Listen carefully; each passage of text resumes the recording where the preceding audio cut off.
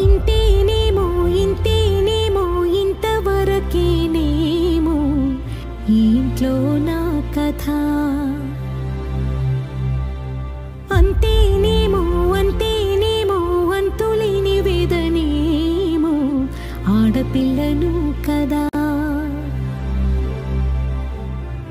మళ్ళీ తిరిగి అడుగేసేది వచ్చిపోయే చుట్టూలానే నేను పుట్టి పెరిగిన ఊరికి ఇంకా పైన పొరుగుదాన్ని కట్టదాటి గంగ నేడు కంట పొంగెనే